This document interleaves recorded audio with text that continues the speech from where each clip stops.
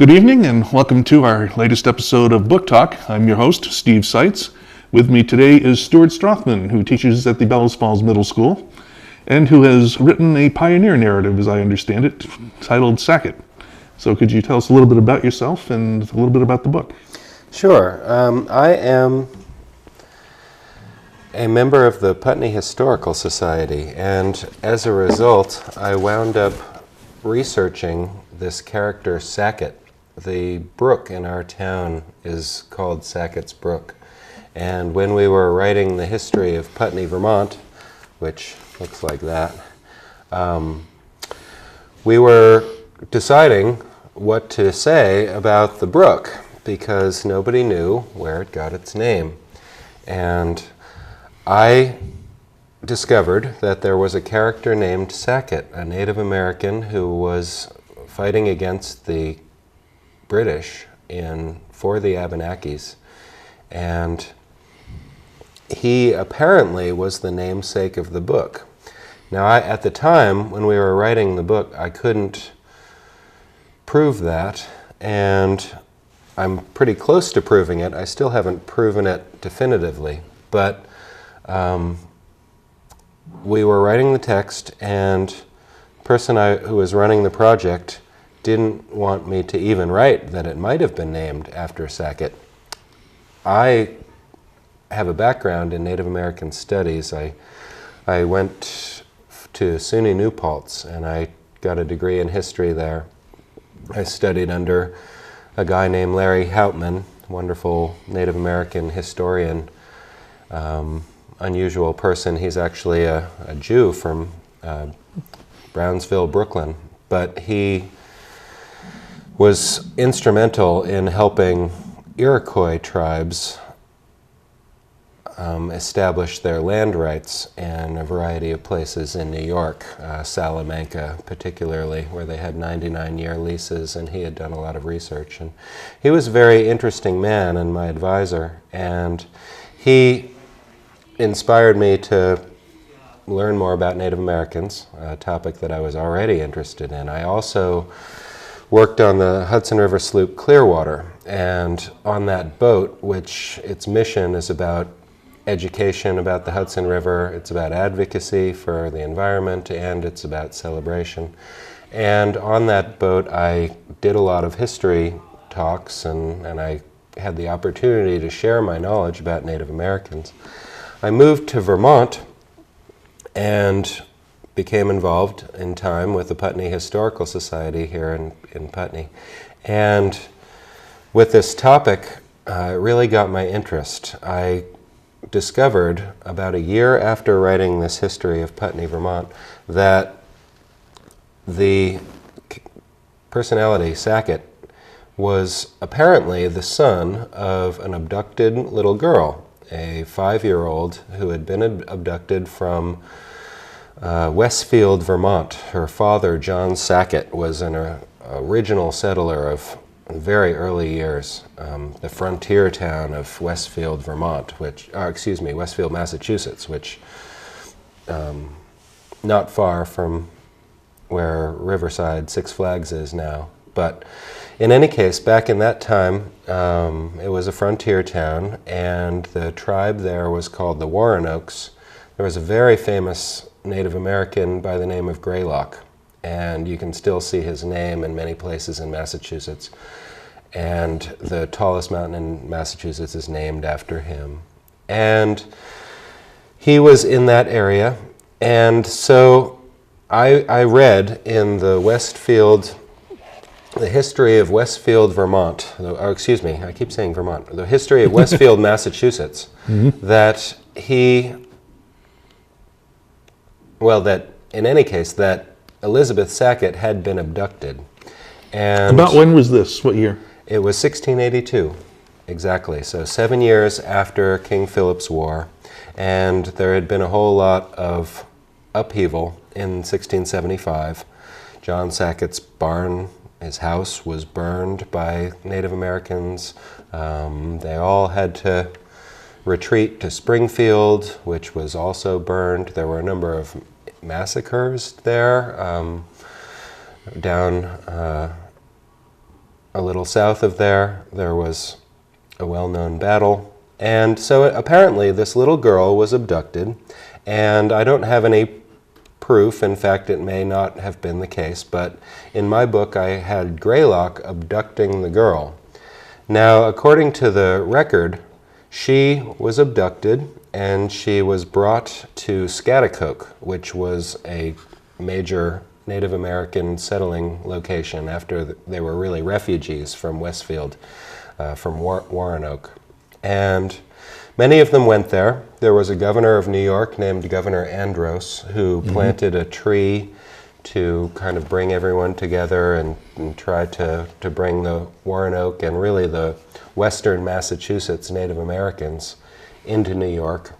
New York was very separate from the Puritan Massachusetts, so it was kind of a different political arrangement there. And in my book, and apparently according to the record, Elizabeth went there, and with her family, whom I've researched quite a bit, Greylock's family, lived there, grew up, and then moved to what's now Vermont. And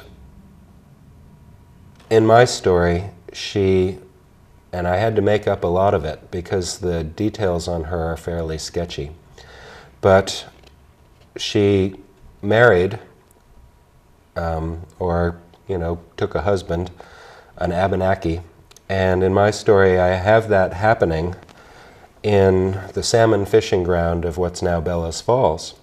So on the river there was a beautiful falls that was called the Great Falls, Kitsi-Miskodak in Abenaki, and they were there for seasonal salmon fishing.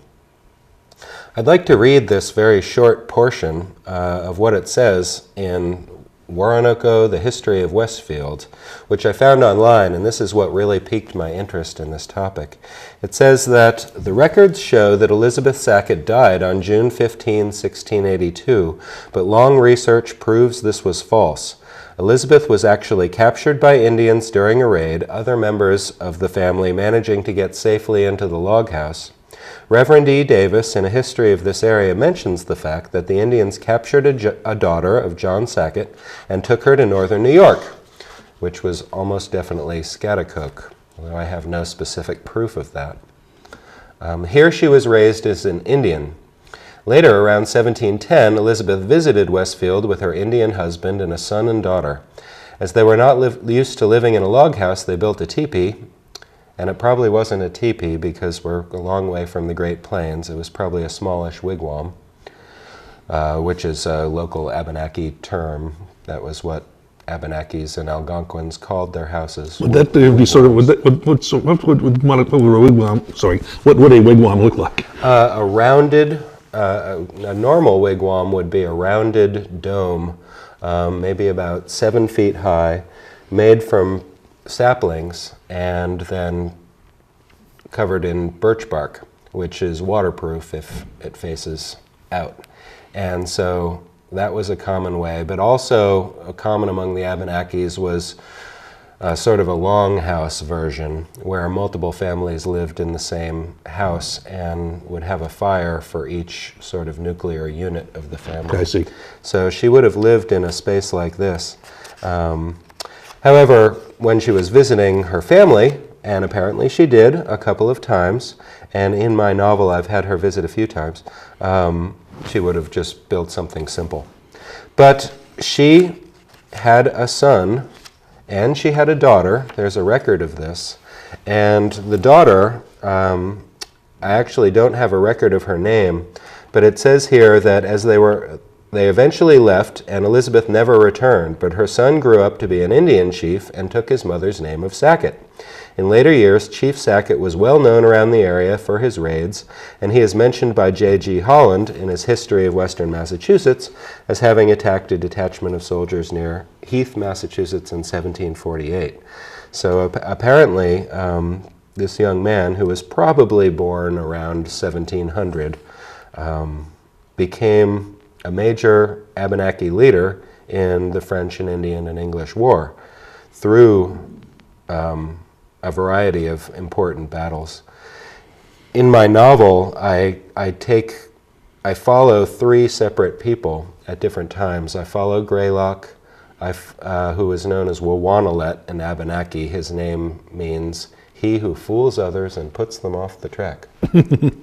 But some of the chapters are focused on Wawanalet, particularly through the Deerfield Raid. There's an account from the Abenaki side of the Deerfield Raid, 1704 Deerfield Raid, very famous, made famous by a variety of books and well-known. Many people have visited Old Deerfield in the area, but there's a famous novel called Not Without Peril that is about that story. So my novel is actually the only one that takes that I've discovered that describes that raid from the Abenaki perspective. Why did you choose to write a novel? Well, it was really because nobody knew who Sackett was. We have a brook in our town, flows right past the general store and through the paper mill, and it's been a central brook in Putney for a very long time, and nobody had an explanation for the name of the brook. So that was what really got me going. That and my interest in Native Americans, and then discovering the story about this girl, Elizabeth Sackett. Apparently her son was simply named Sackett. That was what he was called by the English. Although he had, like many other Abenakis, a variety of names. The Abenakis called him Saxus, which I didn't know until John Moody, who is involved with the Winter Center for Indigenous Traditions up in Hanover, New Hampshire, told me that his name was Saxus in Abenaki. And the French called him Jacques Sackett. That was what he was baptized as. Mm-hmm. And so he had a variety of names. In my novel, he has a different name to start, but he is soon called Saxus as he becomes an adolescent and sort of takes that name. So I follow Elizabeth through her marriage. There's a chapter about that, and you get a very nice, or I think it's a fairly good description of the detail of what the land looked like in that time. I did a lot of research. People like William Cronin, who wrote a book called Changes in the Land, and others. I studied what the land was like at that time. There have been huge changes in how the land looked, what kinds of trees were there. So many trees, of course, were clear-cut later on by the English. And so I described that experience that she had, the birth of the child whom I had born in Putney, although I have no proof of that, on Sackett's Brook. And then it follows Greylock through a number of important battles, including not really just battles, but his raids. He was a legendary, you might call it, guerrilla raider of towns in northern Massachusetts. So he had a number of raids, very nicely documented by a Dartmouth historian named Colin Calloway. And so I researched that quite a bit, worked that into the novel.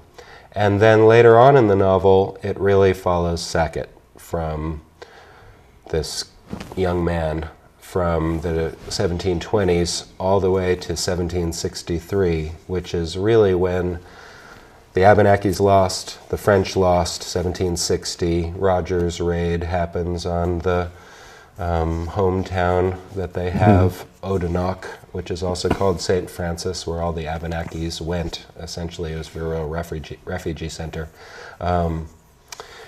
Greylock had a sort of a compound, a small village of his own that was near Winooski, which is now which is now Burlington. So it follows Sackett through the later years, and every bit of research that I could find, I worked into it. I also worked in a number of abduction narratives. There's a chapter on a guy named Nehemiah Howe, who was the very first settler of Putney. And in my novel, I have Sackett raiding his farm. He had a small fort. It was called Fort Hill. A little confusing because the last Sokoke Abenaki village before they were destroyed was also called Fort Hill, and that was actually right by Vernon Dam. But in any case, it follows him through the abduction of Nehemiah Howe. I also have him as the abductor of Susanna Johnson, another very famous Oh, person. yes, you actually anticipated my next question. I was Yeah, wondering how feel many free. that action, for the benefit of our Springfield viewers and, of course, our viewers in Charlestown. Susanna Johnson was probably, the most famous abductee, I think, from this area. In fact, part of her house still stands. So, And she was abducted from Fort Number 4, right Yeah. outside in Charlestown, New Hampshire. And we don't have any proof, although she left a very nice narrative of her abduction. She didn't know the names of her captors, and it's very possible that it was Sackett, who was a military leader at that time and was leading raids. So a variety of significant events are covered from Sackett's perspective in that period of time, including a raid on Fort Number 4, very well documented, the abduction of Susanna Johnson. What's particularly interesting about her is she was pregnant when she was abducted, and she had a child while she was being taken up north to Canada, which was a common practice. They would take their abductees, like the Deerfield people. In Deerfield, they took something like, I want to say, 80 people up north with them, and they would take them up north. that would be ransom Deerfield, them- Mass, right? Yeah, that's right, and would take them all the way up to Canada. A very difficult trip for the people who were being abducted, often whom they didn't have very good clothing for the winter, and the Native Americans were much better at dealing with that sort of thing. But in any case, Susanna Johnson had her baby along the way, not too far from where she was abducted. It was actually in Cavendish. They followed the Black River, which kind of winds around behind Mount Ascutney. And she had her baby there in Cavendish. There's still a plaque there about that. So I work her story in. I have the Fort Number 4 raid. There are a variety of other raids that, based on research. So most of the people are real people who existed in that period at that time. And then there's the documented account of his leading about 50 people against Colonel Humphrey Hobbs, who ran into him on the trail to Heath, Massachusetts, between Fort Dummer and Fort Massachusetts, which was way out in North Conway. And they had a battle there, sort of a standoff along the trail, and probably what's now Marlborough, Vermont. And that's pretty well documented. So I worked that in.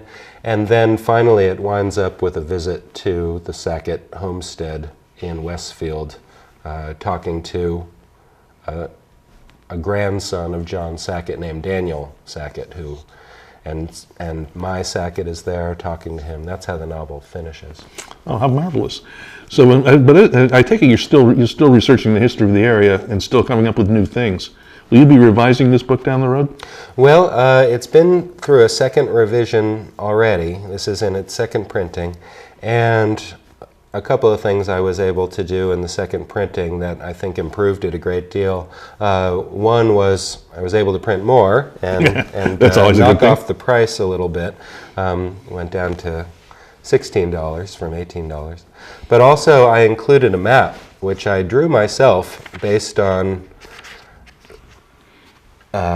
drawings from the time period. And it has all of the rivers in this area with the original Abenaki names shown.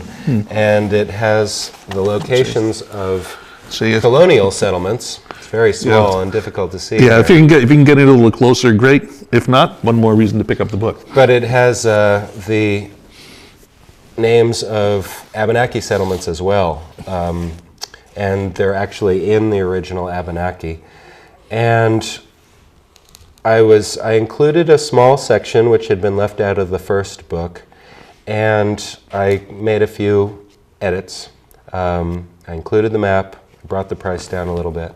I've continued to research this. I'm very interested in it, and I have friends who are Abenaki reenactors, actually, from this area, from the El Nu tribe, a particular friend who lives in Westminster. and they do reenactments in the area. So it's something that I continue to be very interested in, although I do a variety of things with the Historical Society. This is your first foray into fiction, isn't it? It is. Most of my writing so far has been either history. I wrote a history of a fascinating high school teacher whom I had, who was in World War II, veteran, really unusual man named Edwin Barlow. And then I wrote a piece for the Dictionary of American Biography on Zero Mostel. Oh, did you know him? The 1990 printing. No, I just happened to get the contract through, I knew the editor, who's a professor at Columbia, a guy named Kenneth Jackson.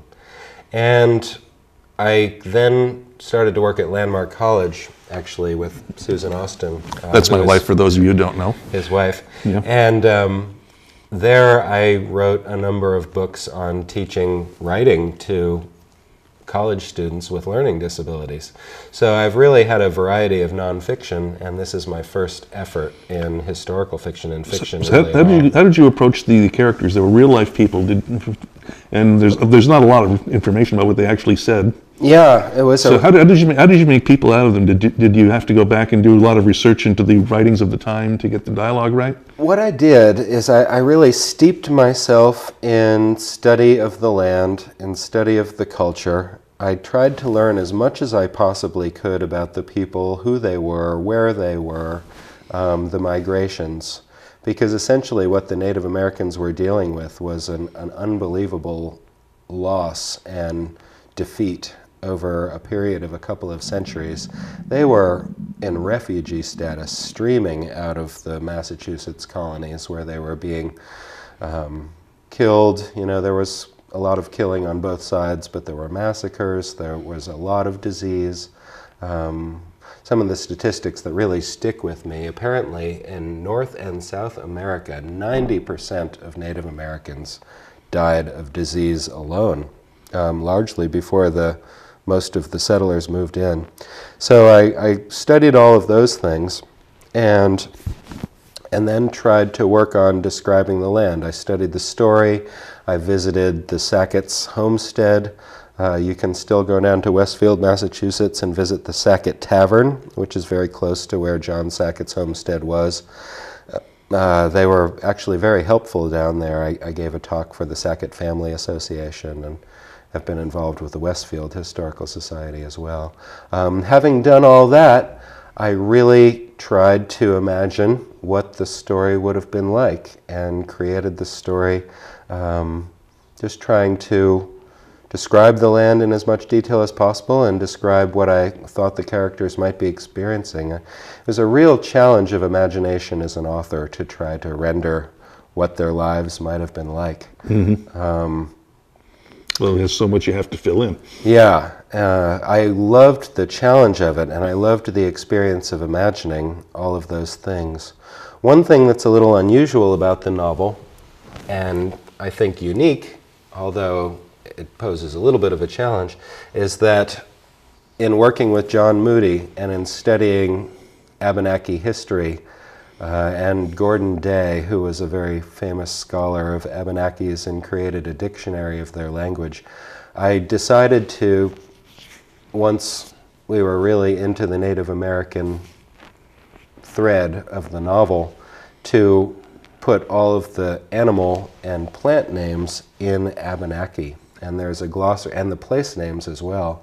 So there's a lot of Abenaki language mixed into the novel, threaded through the narrative, and there's a glossary in the back that tells you what all the names refer to. So it's a really unusual and sort of unique feature, which I think is really fascinating, and Native Americans absolutely love. But sometimes readers will have to look back quite a bit to say, oh, it's an otter, look at that, oh, that's a bear, oh, that's a raccoon. But it teaches you the names that the Abenakis called them. And then I think it's very readable in other respects, that the narrative is easy to follow, and every time I read it, I love the story. I'm very captivated by it, and had fairly good reviews so far. Well, that's always a good thing. It's amazing to me, but our time is running out. This has been fascinating. Could you tell people how they can get a copy?